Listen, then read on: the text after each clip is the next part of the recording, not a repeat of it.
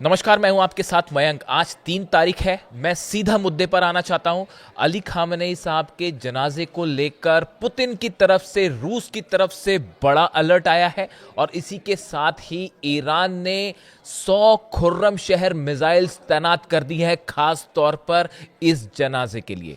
देखिए, ये ऐसी खबरें हैं जो इस ओर इशारा कर रही हैं कि अगले 6 दिन के अंदर ईरान में कुछ भी हो सकता है, कुछ भी हो सकता है। देखिए, मैंने आपको अपने एक वीडियो में पहले ही ये कहा था कि इजराइल के निशाने पर अली खामेनेई साहब का जो जनाजा है, फ्यूनरल का जो पूरा प्रोसेस है, वो मोसाद और इजराइल के निशाने पर है। और देखिए, एक बार फिर अब ये बातें सामने आने शुरू हो गई हैं। कौन हमला करवाना चाहता है, किससे हमला करवाने के लिए कह रहा है, और पुतिन ईरान से क्या कह रहे हैं और ईरान की क्या तैयारी है, हर मुद्दे पर बात होगी और बड़ी टू द पॉइंट बात होगी। दाएं बाएं की कोई बात नहीं है। देखिए, जो पहली खबर मैंने आपको बताई, मैं वहीं से शुरू करना चाहता हूं। ईरान की तरफ से सीधा संदेश दे दिया गया है। ईरान की तरफ से यह कहा गया है कि अगर इजराइल की तरफ से अली खामेनेई साहब के जनाजे को निशाना बनाया गया तो उसका नतीजा ये होगा, हम इजराइल को नक्शे से मिटा देंगे। जो कमेंट्स आ रहे हैं वो ये बता रहे हैं कि ईरान ने एक बहुत बड़ी तैयारी कर रखी है। देखिए, जनाजे की तो एक प्रोसेस है ही, उसमें करोड़ों लोग शामिल होंगे, लोगों की भावनाएं जुड़ी हुई हैं और एक ऐसे लीडर थे जिनके पूरी दुनिया में करोड़ों फॉलोअर्स हैं। और ऐसे हालात में ईरान के लिए बेहद इमोशनल मैटर है और अगर किसी ने इस जनाजे पर हमले करने की कोशिश की तो उसका नतीजा क्या करना है, ईरान ने अभी से तय कर रखा है। जो सोर्सेज बता रहे हैं, जो जानकारी मेरे पास है, 100 से ज्यादा खुर्रमशहर मिसाइल्स जो हैं वो इजराइल के अलग अलग शहरों को लोकेट करके मिसाइल जो बेसिस होती हैं उस पर तैनात कर दी गई है। बात नंबर 1। बात नंबर 2, ये जो मिसाइल्स हैं, बताया जा रहा है कि ये ईरान की खुर्रमशहर मिसाइल का सबसे एडवांस वर्जन है। ये जितने दिन से सीज फायर चल रहा है, नॉन स्टॉप ईरान में मिसाइल्स बनाई जा रही हैं। अगर कोई इस गलत फहमी में रहना चाहता है कि जंग रुक गई है और शांति हो गई है, तो इससे बड़ा भुलावा कुछ नहीं हो सकता। ईरान अच्छे से जानता है कि फिर से हमला होगा। नॉन स्टॉप ईरान में मिसाइल्स बनाई जा रही हैं और अब जो खुर्रमशहर मिसाइल्स का नए वर्जन आए हैं, ये ज्यादा एडवांस है और हर मिसाइल 80 लोकेशंस पर हमला करने की क्षमता रख सकती है। यानी आप ये कह लीजिए, एक खुर्रमशहर मिसाइल 80 लोकेशंस को टारगेट कर सकती है। अब ऐसे में अगर एक साथ 100 मिसाइल्स फायर कर दी जाएं तो वो कितने लोकेशंस पर फायर करेंगी, आप अंदाज लगा लीजिए। एक मिसाइल 80 लोकेशंस पर टारगेट कर पाएगी और एक साथ अगर 100 मिसाइल फायर हो जाएं तो कितने मल्टीपल टारगेट्स इजराइल में तबाह होंगे। और ये अगर एक साथ फायर हो जाए, दुनिया का कोई डिफेंस सिस्टम ईरान की मिसाइल्स को जो है वो नहीं रोक पाएगा। ये बात तय है। अब देखिए, ईरान की तरफ से जो बयान आ रहे हैं, ईरान की सेना का कहना है, ये दरअसल अहमद वाहिदी साहब कह रहे हैं, अपने प्रवक्ताओं के जरिए कह रहे हैं कि जरा सी गलती की तो सीधा और ऐसा जवाब दिया जाएगा कि भूल नहीं पाओगे। ये जवाब ईरान की तरफ से। दूसरी तरफ देखिए, ईरान के जो विदेश मंत्री हैं अब्बास अराक्ची साहब, मैं हमेशा कहता हूं, बड़े नपे तुले शब्दों में बात करते हैं। कभी कोई दाएं बाएं की बात नहीं करते और कभी बुरे से बुरे हालात हों लेकिन कभी गुस्सा नहीं होते और बड़े नपे तुले शब्दों में जवाब देते हैं। हमेशा मैंने उनको यही देखा है।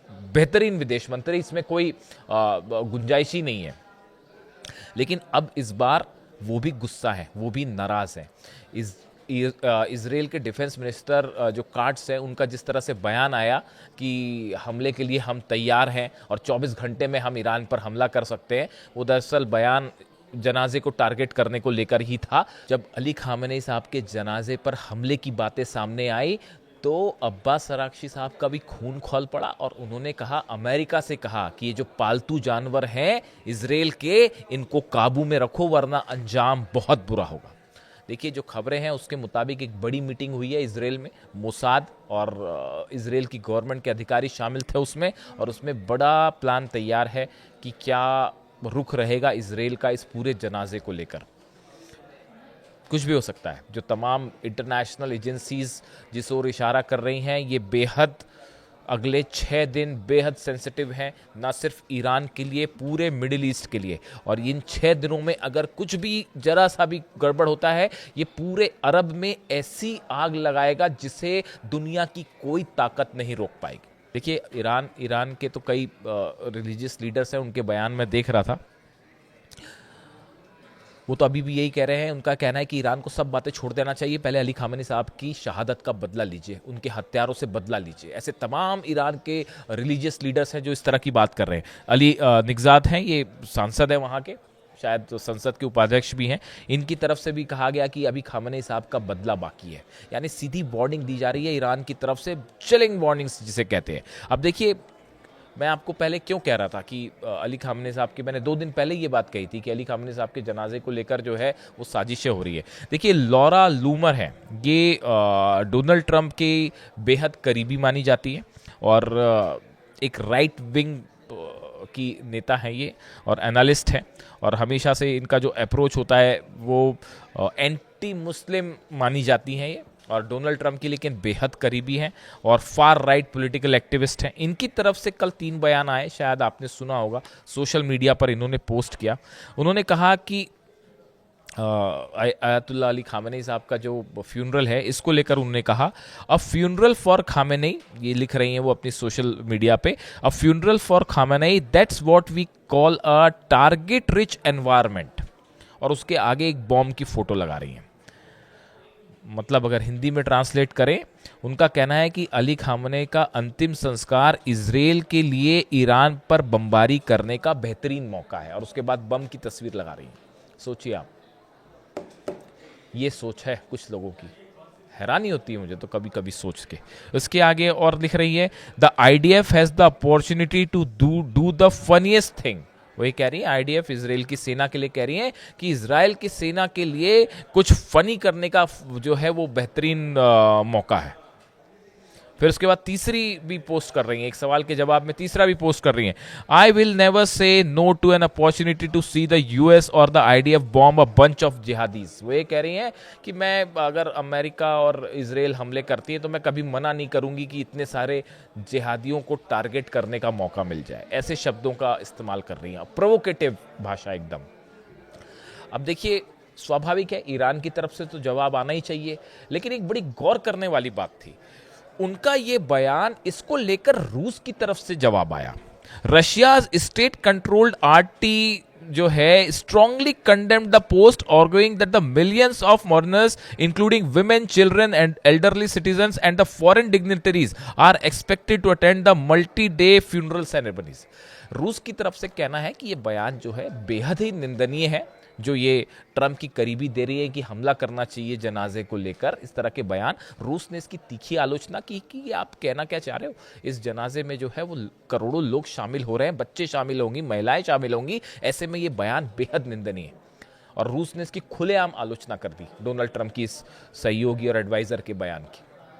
इतना ही नहीं, पुतिन की तरफ से, रूस की तरफ से सीधा सीधा वार्निंग्स आई हैं, अलर्ट्स आए हैं ईरान के लिए कि ये 6 दिन तक बेहद सावधान रहने की जरूरत है।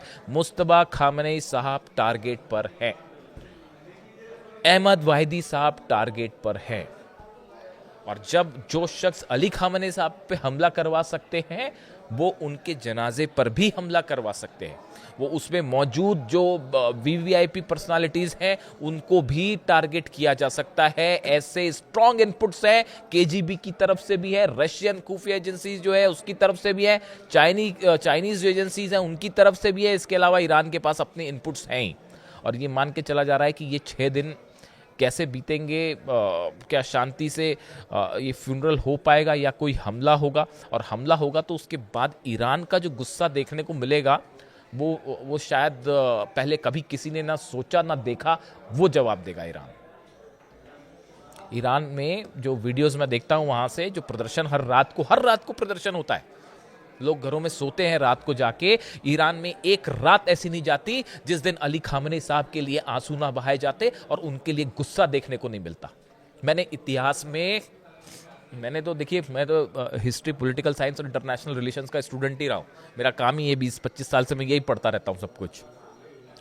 मैंने ऐसा अपने लीडर के लिए इतना ज़्यादा लगाव, प्रेम और रिस्पेक्ट जो अली खामेनी साहब के लिए ईरान की जनता के मन में है, मैंने इतिहास में तो नहीं देखा। अभी आपको याद आ रहा है क्या? मेरे को तो नहीं आता याद ऐसा कुछ।